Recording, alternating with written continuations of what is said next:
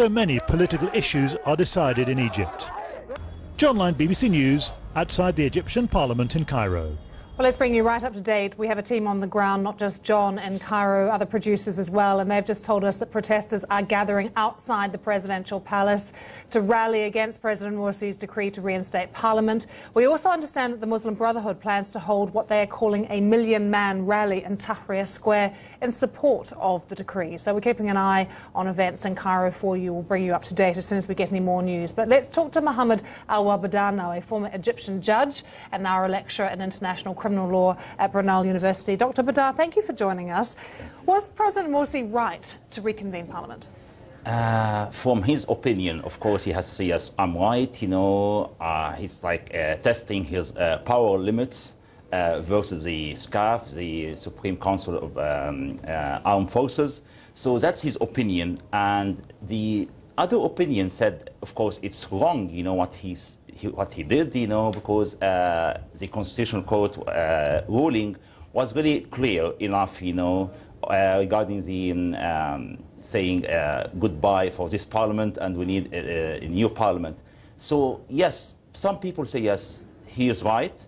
Some people said he has nothing to do with the ruling itself. What he did, he said, I am myself as the president. I have the power, to see the way the ruling implemented. So he said, yes, it's the implementation of the ruling, not the termination of the ruling. And he said again in his decree, what it states that, yes, he will adhere to this ruling, but when? Here's the timing. The SCAF said, yes, in 24 hours, the parliament should be dissolved. Morsi, the president, said, no, it's up to me to decide the way it should be implemented, and he gave again the power back to the parliament. So has he or hasn't he undermined the judicial process? Of course, if you ask the judiciaries themselves, they, yes, of course, the majority of the judiciary said, yes, of course, this is what he did. It's again, it's like a breach, of the decision by the High Supreme Constitutional Court.